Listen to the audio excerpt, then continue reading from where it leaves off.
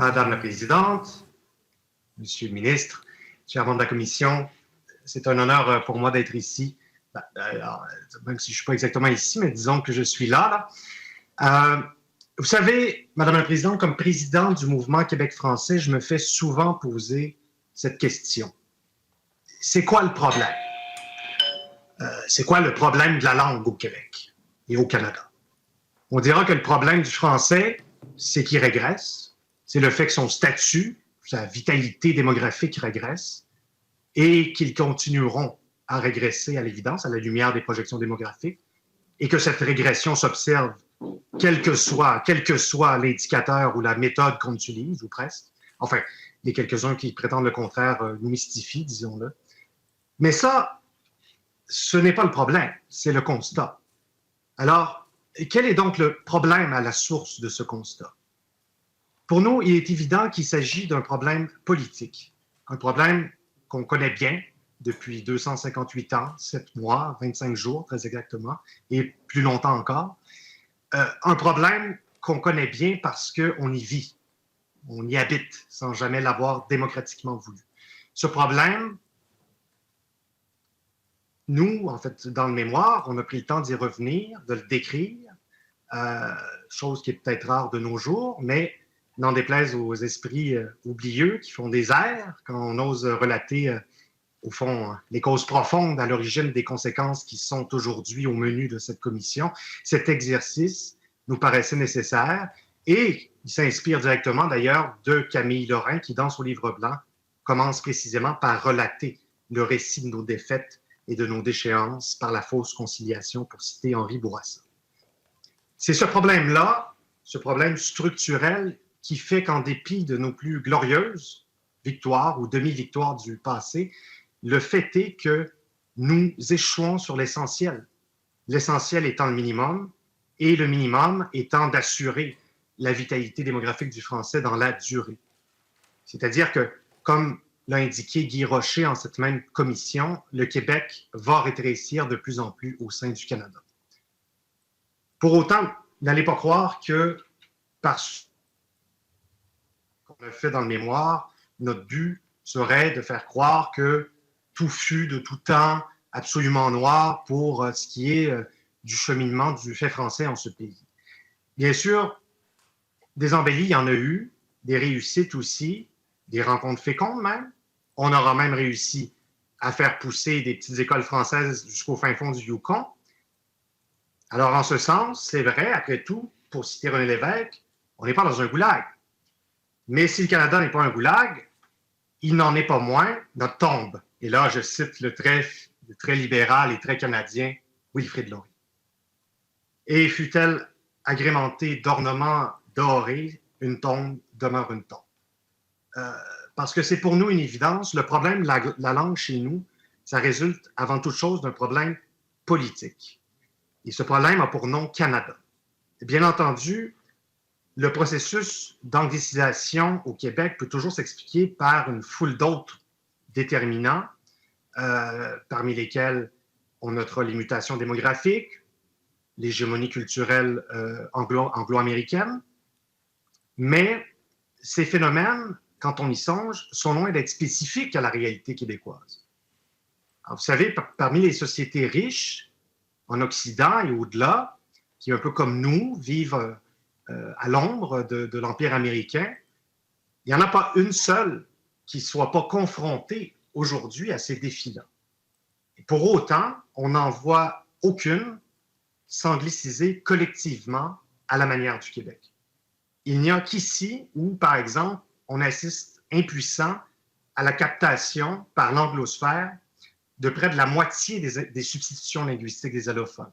Il n'y a qu'ici où l'aliénation linguistique à la langue anglaise, le fait d'être bilingue avec soi-même, pour paraphraser Gaston Miron, fait figure de normes établies et indiscutables apparemment.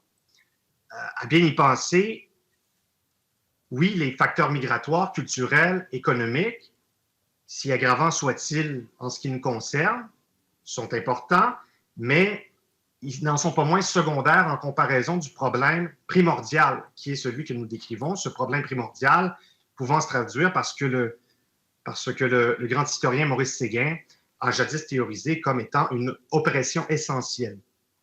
Alors, en étant réduit à une simple partie de l'ensemble canadien, condamné à la minorisation, une minorisation institutionnalisée, le Québec se trouve systématiquement entravé, subordonné dans son agir. La déliquescence du français, c'est le prix à payer, au fond, pour l'inachèvement de notre décolonisation. Alors, pour citer encore une fois René Lévesque, dans une société normale, la langue, elle se parle toute seule, la langue. Alors, voilà, la situation du Québec n'est pas celle d'une société politiquement normale, et c'est bien là tout l'enjeu. Madame la Présidente, combien il me reste de temps? 4 minutes, 15 secondes. Alors, je viens de parler du problème. Je m'attaque maintenant à la question des objectifs qui devraient animer notre résistance à ce problème. L'objectif à atteindre qui permettrait vraiment de régler la plupart de nos problèmes à la source réside assurément dans l'accession à la normalité, c'est-à-dire à l'indépendance. Mais comme notre cher premier ministre, que je salue au passage, semble avoir oublié ses rêves de jeunesse, comme disait Bourgault, je dois ici me contenter de parler des objectifs de la résistance provinciale, pour ainsi dire, même si, pour ma part, à titre personnel, c'est loin d'être mon choix. Comme disait un grand esprit, qui n'a pas d'objectifs ne risque pas de les atteindre. Ces paroles lumineuses, ben, c'est des paroles qui sont attribuées au grand Sun Tzu, et évidemment, ce sont des paroles qui tombent sous le sens. En effet, il n'y a rien de plus élémentaire que ça. Et pourtant, lorsque vient le temps de sauver l'avenir du français chez nous, un bon nombre de nos dirigeants semblent étrangement oublier ce sage conseil. Contrairement à la plupart des politiques publiques du gouvernement du Québec, qui, elles, font état de cibles claires, question de saine gouvernance, de reddition de comptes, c'est comme si sur l'enjeu particulier du français, de la vitalité du français, ben on avait des capitaines de vaisseaux qui naviguent plutôt à l'aveugle, sans cap précis, mais dans un océan de bonnes intentions, ça, il n'y a pas de doute là-dessus. Mais bien sûr, on peut quand même déduire du projet sous étude un objectif qui, à l'évidence, est le même que celui qu'avait jadis formulé le père de la loi 101, c'est-à-dire faire du français la langue commune, la langue officielle, la langue normale, habituelle au Québec. Cette idée en elle-même, elle vaut son pesant d'or, puisque, en effet, ce n'est bien qu'en aménageant un espace linguistique normal que le Québec français va pouvoir s'épanouir normalement. Mais, à la lumière de ce que je viens d'effleurer quant au problème primordial qui est le nôtre, on sait à quel point la notion de normalité s'avère difficilement pensable dans notre contexte provincial. Alors, qu'à cela ne tienne, ces cibles qualitatives, faire du français la langue commune, normale, habituelle, officielle, etc., ces cibles qualitatives peuvent aisément se traduire sous forme quantitative, étant posé que le corollaire de la vitalité institutionnelle du français au Québec, c'est sa vitalité démographique. Le moindre de ces objectifs, qui serait mesurable, quantifiable, voudrait par exemple qu'à compter de la présente décennie, suivant l'adoption de ce projet de loi, la vitalité démographique globale du français comme langue d'usage cesse de régresser relativement à l'anglais, donc en excluant les langues tierces. Et mieux encore, que cette vitalité croisse. Donc, il s'agirait, par exemple, qu'au recensement de 2026, cet indicateur se retrouve au même niveau qu'il était 10 ans plus tôt, en 2016, voire qu'il progresse de quelques dixièmes de points. Il y a d'autres approches. Charles Castonguay, évidemment, insiste beaucoup sur le phénomène de l'assimilation nette, de la part du français dans l'assimilation nette des nouveaux arrivants, des nouveaux immigrants allophones, pour être plus précis. On pourrait se dire que pour ceux qui arriveront d'ici 2026, alors qu'on puisse passer de 55 à 90 conformément à ce qu'a déjà déclaré M. le ministre lui-même. Aussi, bon, il y a la question, ma foi, assez impérative, qui est celle de l'anglicisation nette ou de la suranglicisation nette des francophones dans l'île de Montréal, qu'il faudrait ramener à zéro. C'est la moindre des choses, et surtout chez les jeunes francophones. Alors, je pense que de telles cibles, il y en a d'autres, prétend pas détenir la vérité, mais de telles cibles n'ont rien d'arbitraire. Après tout, je ne vois pas comment on peut accepter de se faire les complices objectifs, que ce soit par négligence, passivement, activement, surtout passivement, les complices objectifs de la minorisation du français, de la déchéance de son statut. Je veux dire par là que assurer l'avenir de la langue française au Québec, ça relève d'une obligation de résultat, même de garantie, pas d'une obligation de moyens et encore moins une obligation morale. Merci. Donc, sans plus tarder, Monsieur le ministre, la parole est à vous. Merci, Madame la Présidente. Monsieur Laporte, bonjour. Merci de participer aux travaux de la Commission. Je vous entendais dans votre mémoire, tantôt vous disiez nous échouons. Hein? Vous êtes très dur avec la situation du français collectivement. Alors, je note chez vous et chez le Mouvement Québec français l'importance et l'urgence d'agir face au déclin du français. Pour vous, ce déclin du français-là, il est avéré. Pour moi aussi. Comment est-ce que vous qualifiez le fait que certaines personnes qu'on a entendues ici, en commission parlementaire ou dans la société civile, mettent en doute qu'au Québec, il y a un déclin du français?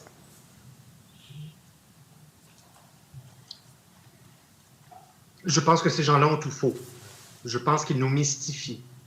Je pense qu'il y a un consensus scientifique évident quant au fait du déclin de la vitalité démographique du français. Le français régresse. Il régresse partout au Canada. Les communautés franco-canadiennes, acadiennes perdent des joueurs d'année en année. C'est assez dramatique. Et au fond, les tendances lourdes sont là. Le poids du français au Canada en général, le poids du Québec au Canada, son poids politique, enfin, tous les indicateurs en général indiquent une telle régression. Et d'ailleurs, j'oserais même dire qu'à peu près, peu importe l'indicateur qu'on choisit, il y aura une régression.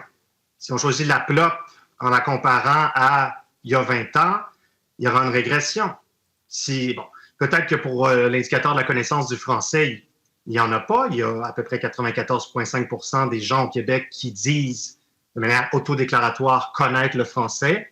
Mais ça, on sait bien que c'est une donnée passablement arbitraire. La connaissance d'une langue ne détermine en rien sa vitalité. Monsieur le ministre, j'aimerais peut-être, si vous permettez, compléter un peu ma réflexion sur la question des objectifs, étant, je pense, évacuer les objections à la réalité avérée du déclin du français.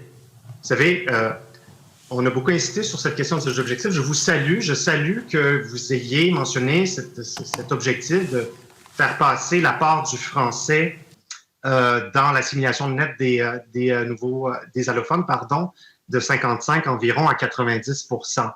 En effet, c'est en principe la moindre des choses pour assurer le maintien dans la durée du groupe linguistique francophone. Mais comme il n'y a pas eu de livre blanc au soutien du projet de loi, comme il n'y a pas, au fond, ce projet, cette politique ne contient pas nécessairement de garantie explicite, alors on a réfléchi ces derniers temps à une proposition que je crois est assez originale. Cette proposition consiste à ce qu'on instaure un mécanisme parlementaire de révision périodique, décennale, de la Charte de la langue française et de l'ensemble du corpus législatif afférent au statut de la langue, dans la mesure où le commissaire à la langue officielle constate, dans un rapport suivant immédiatement la publication de données de recensement, constate que depuis 10 ans, le français, la vitalité démographique du français a continué à régresser, ou encore que l'anglicisation nette des francophones dans l'île de Montréal est supérieure à 0, par exemple. Il y a d'autres indicateurs, encore une fois, on ne prétend pas détenir la vérité, mais l'idée, ce serait qu'on n'ait pas à attendre un autre 40-45 ans avant de se réveiller.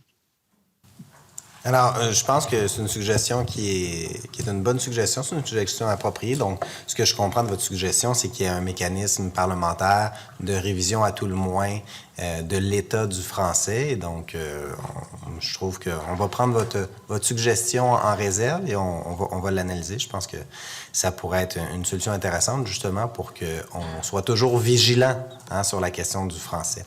Revenons sur la question du projet de loi 96. Il y a plusieurs mesures dans le projet de loi qui étaient demandées par le biais de Partenaires pour un Québec français. Est-ce que le mouvement Québec français reconnaît qu'il y a des avancées significatives dans le projet de loi 96?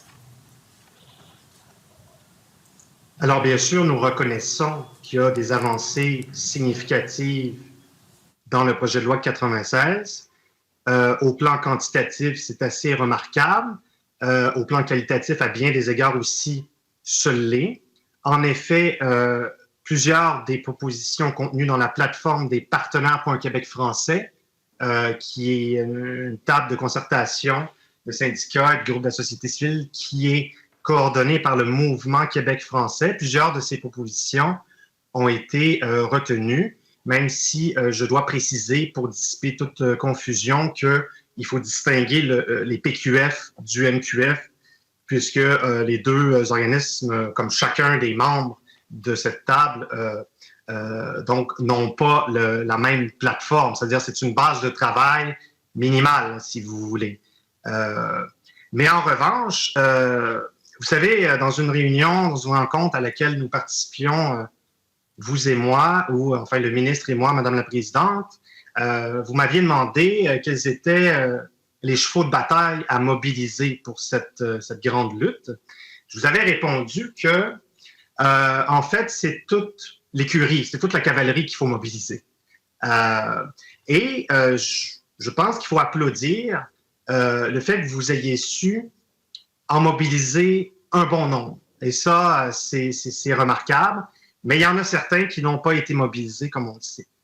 Charles Castonguay, Frédéric Lacroix et d'autres ont démontré que les mesures les plus structurantes pour le renforcement de la langue au fil du temps ont été, d'une part, celles qui concernent la sélection de l'immigration et d'autre part, les mesures scolaires de la loi 101. Les cours de francisation, évidemment, c'est fondamental. Nous-mêmes, on en fait de la francisation en tant qu'organisme de la société civile. Il n'y a pas de doute, c'est incontournable. Mais, premièrement, je répète que ne détermine pas sa vitalité, c'est-à-dire le fait qu'elle soit vécue. Deuxièmement, il n'y a pas de données probantes quant aux incidences structurantes au plan démographique de l'apprentissage du français par les allophones, même si on peut poser l'hypothèse qu'il y a un certain effet, mais enfin, les données sont trop rares là-dessus. Pour ce qui est de la langue de travail, rapidement, Charles Castonguay faisait encore une fois remarquer que, suivant une étude de Virginie Moffett et autres dans les années 2000, dans les grandes entreprises de 100 employés et plus qui sont assujetties aux dispositions de la loi 101 en matière de francisation, on avait observé que l'anglais était bien souvent une langue commune. En fait, il suffit qu'un anglophone soit présent dans une réunion ou encore autour de la machine à café pour que la langue commune, qui est la langue au fond qu'utilisent différents locuteurs entre eux, que la langue commune soit l'anglais. Donc, même dans des entreprises, des grandes entreprises qui sont assujetties à la loi 101. Donc, au fond, et finalement, il y a l'exemplarité de l'État, et à ce titre, vous aurez remarqué dans notre mémoire, et ça, c'est pas une surprise pour vous, que malgré toute notre reconnaissance des avancées, je dirais presque spectaculaires à ce chapitre, félicitations, il y a lieu d'aller plus loin, notamment de laisser tomber les exceptions des articles 22.1, 22.2, si je ne m'abuse, si ma mémoire est bonne. Donc, j'ai des collègues qui souhaitent vous poser des questions, M. Laporte, mais essentiellement, ce que je retiens, c'est que vous trouvez que c'est une avancée qui est tout de même spectaculaire, mais vous souhaitez qu'on aille plus loin sur différents points, notamment sur la langue des services dans le domaine de la santé. Ça, je l'ai dit très clairement, on va toujours conserver la possibilité pour les Québécois d'expression anglaise de pouvoir recevoir des soins de santé dans leur langue. On a très clairement indiqué que ça touchait pas, le projet de loi 96 touchait pas l'article 15 de la loi sur la santé et les services sociaux. Je voulais vous le réitérer. Pour ce qui est du reste, je prends note de vos différentes suggestions, on va les analyser. Et je vous remercie pour votre présence en commission parlementaire. Et donc, je cède la parole à mes collègues, Mme la Présidente. Merci. Oui, on m'indique que c'est Monsieur le député de Chapleau. Il vous reste 7 minutes 15 secondes. Merci beaucoup, Mme la Présidente. Ça se peut également que le collègue de Saint-Jean se joigne à moi pour la suite. Bonjour, Monsieur Laporte. Merci beaucoup de votre présentation. Merci d'être ici ou là. Bon, c'est selon. Vous avez un langage assez imagé. Là, vous avez dit on échoue là, sur le minimum, notamment à assurer la survie et la vitalité de la langue française. Vous avez parlé également de le Canada n'est pas le goulag, mais sera assurément notre tombe. Également être bilingue avec soi-même, mobiliser l'ensemble de la cavalerie. Assez intéressant. Vous avez parlé donc des objectifs, faire du français la langue commune, faire du français la langue normale. J'aimerais peut-être revenir sur certaines pistes de solutions qui sont dans le projet de loi 96. Vous avez également parlé d'avoir un mécanisme de révision de la loi lorsque un drapeau est levé par le commissaire. Donc, allons-y sur le commissaire. J'imagine que c'est une mesure qui, sur la langue française, c'est-à-dire c'est une mesure que vous voyez d'un œil très favorable, l'instauration d'un commissaire, peut-être également le renforcement à l'OQLF et également Francisation Québec qui va venir également appuyer la francisation. Donc, ce sont peut-être des mesures qui sont intéressantes. Est-ce que c'est ce que vous préconisez? Pour ce qui est du commissaire, je pense avoir été parmi les premiers, du moins dans l'ère actuelle, là, à proposer la création d'une telle charge, un tel poste. Pour revenir sur les propos du ministre qui sont cohérents avec ce que vous venez de mentionner, bon, j'ai employé l'adjectif spectaculaire tantôt, mais je tiens à préciser que tout est relatif, c'est-à-dire qu'après 2 décennies de gouvernance libérale et de laisser aller sur la langue, désolé si ça fait sciller les oreilles des membres libéraux de cette commission, mais au fond, je dirais que la barre n'était pas si haute que ça pour satisfaire un peu l'appétit en ce qui a trait au renforcement du statut de la langue. Mais vous savez, pour une langue qui en quelque sorte meurt de soif pour continuer les épages, ben, on ne saurait se contenter de lui offrir une belle grosse miche de pain, vous savez. Parce que, à vrai dire, on continue à sécher dans ce beau désert nommé Canada. Vous savez aussi, au Mouvement Québec français, on tient à célébrer la langue et dans nos écrits et puis dans nos interventions, parce que aussi vivre en français, c'est célébrer l'amour de la langue. Mais donc, vous avez énuméré différentes mesures qui sont prévues au projet de loi 96. Que nous accueillons favorablement pour plusieurs, mais encore une fois, et comme le soulignait Charles Castonguay, pour qui j'ai le plus grand respect, on ne peut pas penser que la langue commune, notamment celle du travail au Québec, sera consolidée, c'est-à-dire la langue commune, le français, dans la mesure où la langue de l'apprentissage du travail, de l'apprentissage de la vie, de l'entrée dans la vie adulte, n'est pas suffisamment le français. En ce sens, le professeur Marc Chevrier a très justement parlé du français au Québec comme d'une langue à statut infantile, c'est-à-dire que cette langue, c'est bon pour l'enfance, pour le primaire, pour le secondaire, la maternelle, mais dès lors que viennent les vraies affaires, dès lors qu'on arrive dans la vie adulte, qu'on gagne en responsabilité, qu'on souhaite s'épanouir, qu'on souhaite se réaliser, alors c'est l'anglais qui, quoi qu'on dise, continue à jouir d'un véritable prestige au Québec. Ce n'est pas normal.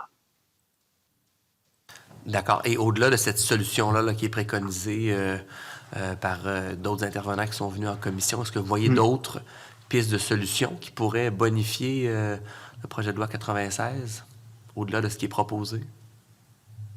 Je pense que notre mémoire renferme au moins peut-être une cinquantaine de propositions. Et que vous voudriez nous parler aspects. ici, là? Ben, c'est parce qu'il y en a dans tous les aspects du problème. Donc, par exemple, j'ai souligné que, au fond, les principaux enjeux structurants quant au statut et à la vitalité de la langue, ça a été observé que c'était la question de la sélection, de la composition de l'immigration, composition linguistique de l'immigration, puis aussi des mesures scolaires. Mesures scolaires, application de la loi 111 Cégep. Vous savez, le mouvement Québec français, on s'est fait aller là-dessus depuis une décennie et demie. Au début, c'était une position qui était assez marginale. Elle est désormais appuyée, si je ne m'abuse, par une majorité de francophones au Québec, voire peut-être par une majorité de répondants, selon le dernier sondage, je crois, léger, qui a été fait à cet égard-là, comme quoi il y a une prise de conscience. Alors, en matière d'immigration, il faut que le gouvernement du Québec reprenne le contrôle. C'est sûr qu'on prône le rapatriement depuis longtemps de toute compétence en matière d'immigration, voyant par exemple que, suivant les travaux d'Anne-Michèle Meg, la situation des immigrants temporaires qui, d'après elle, selon ces données,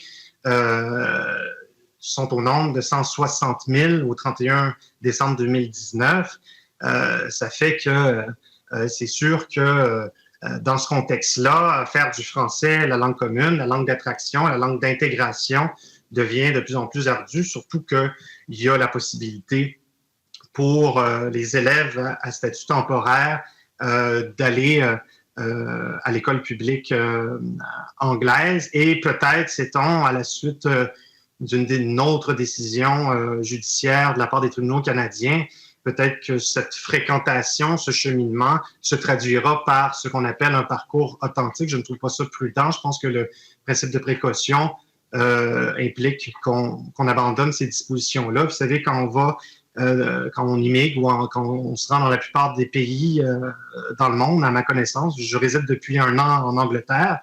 Vous savez, on peut pas aller fréquenter une école publique, a fortiori, qui est pour langue une autre langue que la langue nationale dans la plupart des cas. Ça fait du temps, Mme la Présidente? À peine 5 secondes. À peine ça. Je vous remercie de votre passage en commission. Merci, Mme la Présidente. Merci. Je vous en prie. On va aller du côté de l'opposition officielle. Madame la députée de Marguerite Bourgeois. Bonjour, Monsieur Laporte. Ici la libérale Hélène David. Mais je suis enchantée d'avoir un échange avec vous. On en a eu plusieurs, alors je trouve ça très sympathique. Ce que j'aurais trouvé encore plus sympathique, c'est d'avoir le mémoire un peu avant, parce que la moitié de vos 42 pages sont évidemment des pages très intéressantes, pas nécessairement directement pertinentes au projet de loi 96, mais c'est vraiment des références, votre lecture de l'histoire, mais quand même une lecture de l'histoire qui peut être fort intéressante à lire. Alors, j'ai hâte de le lire, mais malheureusement, je ne peux pas beaucoup me référer à votre mémoire, ainsi qu'à vos 42 recommandations, parce qu'il y en a 42, mais heureusement, elles sont des reprises de beaucoup de recommandations qu'on a eues en amont de votre présence. Donc, j'imagine que vous êtes d'accord avec plusieurs de vos compatriotes qui sont venus avant proposer toutes sortes de choses liées au projet de loi 96. Mais j'aurais aimé vous entendre beaucoup plus sur le projet de loi 96, mais je ne peux pas commenter vos 20 premières pages parce que je ne les ai pas lues. Il y a des magnifiques titres, photos, etc. Mais il y a quand même un titre formidable à la page 21, sur lequel je veux vous entendre, qui s'appelle « Du tripotage aux fesses des données ». Je voudrais que vous m'expliquiez, parce que je n'ai pas pu lire ce qui va avec, je sais que vous parlez des données, mais pourquoi ce titre aussi parlant, « Du tripotage aux fesses ». Tripoter les fesses, on sait un peu ce que ça veut dire, mais je trouve ça un peu osé pour un mémoire sur la langue française. « Du tripotage aux fesses des données ». Oh, je ne voulais pas vous choquer, Madame la députée. D'abord, je récuse cette espèce de relativisme historique qui voudrait dire qu'au fond, toute perspective sur l'histoire du Québec depuis la conquête et au-delà se vaudrait plus ou moins. Je pense que, à tout le moins, depuis les travaux de Lionel Groulx, puis l'abandon de la thèse de la conquête providentielle, je pense qu'il y a un certain consensus sur le fait que ces événements historiques ont été, ma foi, fort structurants pour nous amener à la condition politique qui est la nôtre aujourd'hui, quelle que soit par ailleurs notre orientation politique. Au moins, en passant, je dois dire que de voir, je vous ai lancé des pierres, mais de voir le Parti libéral appuyer des motions aux côtés des autres partis, puis qui s'en dégage une certaine unanimité, au moins sur les principes, c'est une avancée, considérant qu'à l'époque, votre formation politique s'était opposée au projet de loi 101. Mais ça, on dira que c'est une histoire, peut-être, une interprétation parmi d'autres. Mais donc, le tripotage des données, eh ben, c'est-à-dire que Ottawa ne s'est jamais gêné pour tripoter, oui, les chiffres, peut-être pas les fesses des chiffres, si ça vous gêne, mais disons les chiffres, dans le but, plus ou moins avoué, de camoufler le déclin du français. C'est un comportement politique qui a quand même été largement commenté et documenté. Il est arrivé qu'on modifie intempestivement la nature ou l'ordre des questions posées dans le formulaire de recensement, ou s'il y a belle lurette qu'on a cessé de mandater des agents pour réaliser des entrevues à grande échelle avec les répondants. Donc, de nos jours, bon, à peu près toutes les données, je crois, colligées, résultent de réponses purement autodéclaratoires. On a élargi sans cesse, par exemple, les RMR, dont celle de Montréal, ce qui fait que ce référent géographique se révèle passablement peu utile. Il vaut mieux s'intéresser à la situation dans l'île de Montréal, pour ceux que ça intéresse. On considère que c'est des interventions indues, même malhonnêtes dans certains cas, voire immorales, dans le processus scientifique qui nuisent à la lisibilité de l'évolution des données à travers le temps. Et donc, c'est sans surprise que la population générale et même nos journalistes sont nombreux à se laisser prendre au piège. C'est pour ça que moi, je loue beaucoup le travail des Charles Castonguay de ce monde parce qu'il replonge dans les données brutes et s'assure que la lisibilité des données au fil du temps soit adéquate. Vous avez parlé tout à l'heure, parce que je prends beaucoup à partir de ce que vous avez dit tout à l'heure éloquemment, l'hégémonie, vous avez parlé de l'hégémonie culturelle anglo-américaine qui n'est pas nécessairement uniquement au Québec ni à Montréal. Une hégémonie, par définition, c'est assez large, culturelle anglo-américaine. On combat cela comment quand on est au Québec? Alors, encore une fois, mon propos, c'est de dire que tant à ce qui a trait à cette hégémonie ou à cet impérialisme culturel états-unien, qu'aux phénomènes migratoires, ce sont à peu près des constantes en Occident et au-delà. Et pour autant, ce ne sont pas toutes les sociétés, à l'extérieur évidemment du giron du monde anglo-saxon, ce ne sont pas toutes les sociétés qui s'anglicisent. Le Québec s'anglicise. Le Québec s'anglicise. Bien sûr que c'est en partie, à l'évidence, en raison de ces phénomènes, la difficulté d'intégrer évidemment les allophones, nouveaux immigrants, en raison aussi de cet impérialisme culturel américain qui ne concerne pas juste la culture au sens des arts, du théâtre, de la littérature, de la musique, mais aussi de la façon de penser, la culture politique. Mais ces phénomènes, au fond, sont aggravés par un problème sous-jacent que d'autres sociétés, la plupart des sociétés dans le monde, avec lequel la plupart des sociétés dans le monde n'ont pas à composer, qui est celui d'être annexé à un ensemble qui, au fond, participe du déclin de la langue nationale. Et puis, c'est pour ça qu'on insiste là-dessus. Et je sais que c'est peut-être désagréable pour les fédéralistes, mais moi, je pense que c'est important de ne pas se voiler la face. Parce que, si vous voulez mon avis, à moins qu'on instaure le processus de révision décennale que nous proposons, ce projet de loi, cet exercice est peut-être l'exercice de la dernière chance pour ce qui est de sauver l'avenir du français. Et ça veut dire que c'est peut-être aussi la dernière chance pour le camp fédéraliste de montrer à la population que c'est possible de garantir l'avenir du français dans le cadre canadien. Le projet de loi, pour nous, est décevant. Le projet de loi, comme plusieurs l'ont mentionné, ne permet pas d'atteindre les objectifs minimaux pour ce qui est d'assurer la vitalité démographique du français dans la durée. Donc, pour nous, il y a fort à parier qu'en effet, tout ce que je viens de dire se réalise. Et alors, au fond, la question sera assez simple. Ou bien on en sort, ou bien on s'y laisse enterrer. Alors, vous avez dit une phrase intéressante, je vous cite, « Vivre en français, c'est célébrer l'amour de la langue ». Est-ce que vous trouvez que vos compatriotes, nos compatriotes, les francophones du Québec protègent suffisamment la langue française et ont l'amour de cette langue? Oui, puisque évidemment, si vous voulez, je fais un peu dans ce mémoire la photographie, le film, si vous voulez, de nos victoires, qui attestent précisément de cette fierté, de cette volonté de survivre, cette volonté de persister dans l'être. Je pense que c'est Spinoza, OK?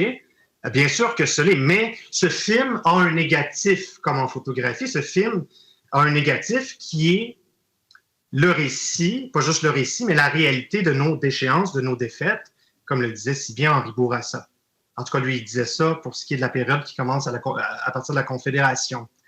D'une certaine façon, cette altérité nous a poussés à développer des réflexes extraordinaires que l'on dira de survivance. Moi, j'aime mieux la vie que la survie. J'aime mieux l'épanouissement que la survie.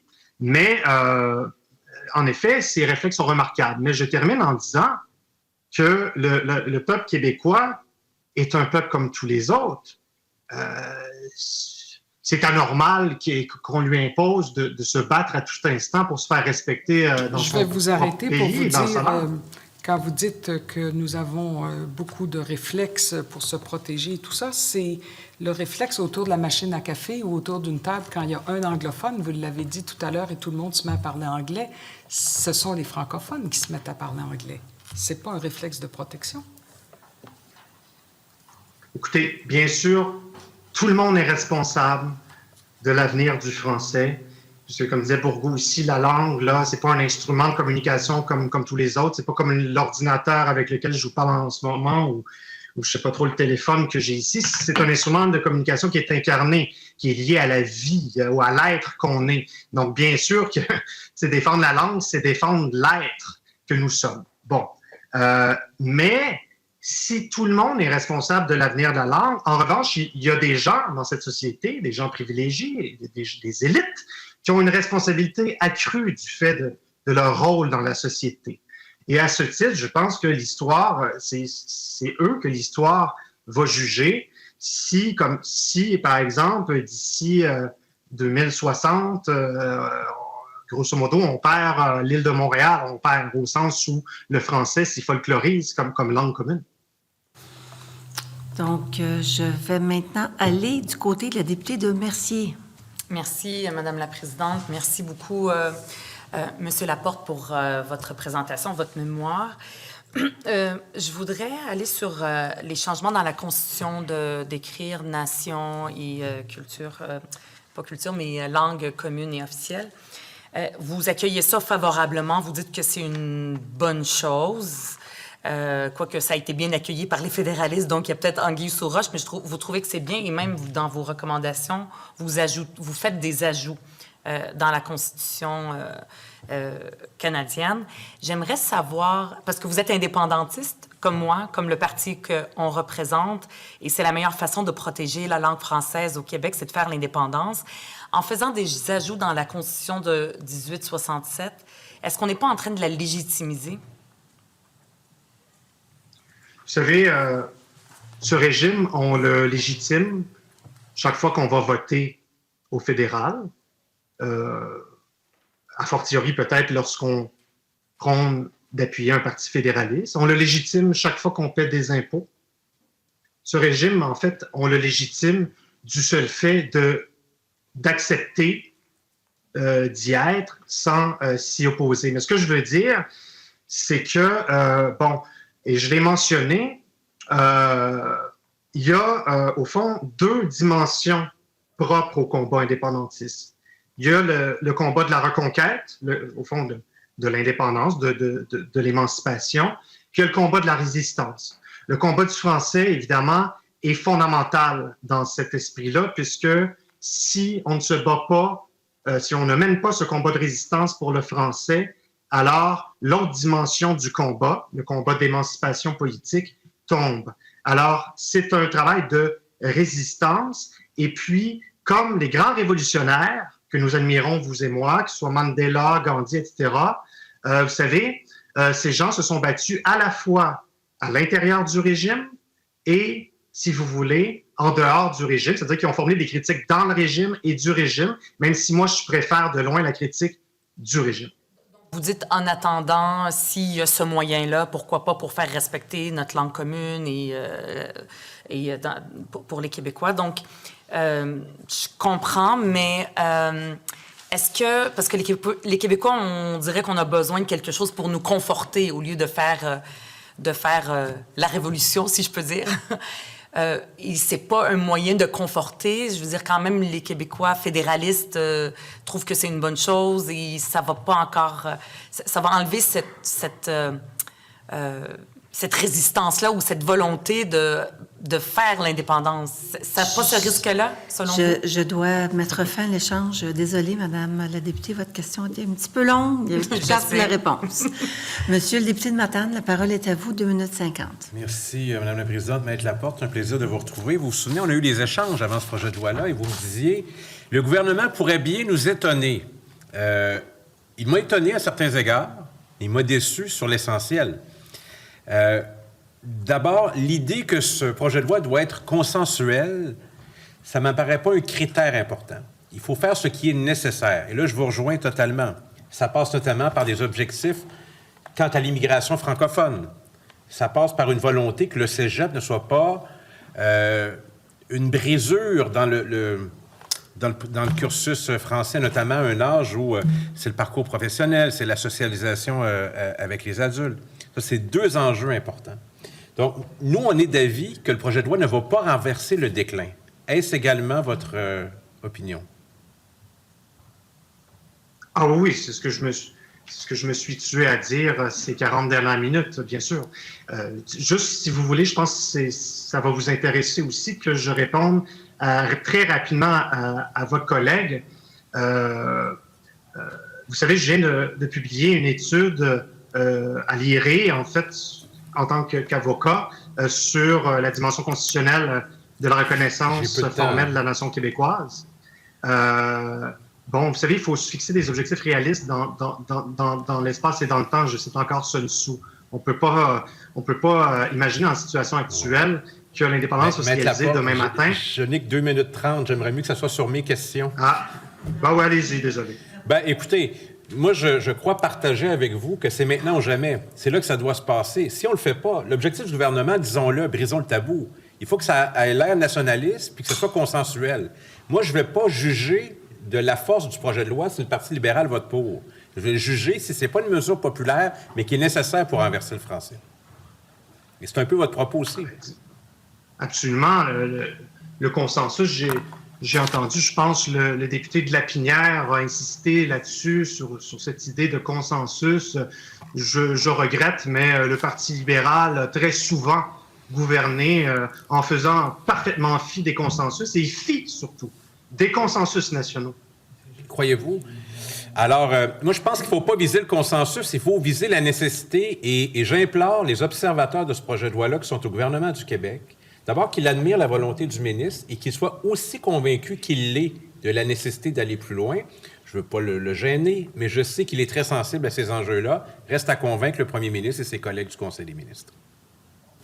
Je pense que vous avez bien résumé la situation. Et quand Guy Rocher et Christian Dufour sont dans le même camp... Et ça met fin à cet large. échange. Ça met fin à cet échange. Donc, merci beaucoup, Monsieur Laporte, de votre passage en commission parlementaire. Nous allons suspendre les travaux quelques instants pour permettre au dernier groupe de prendre place.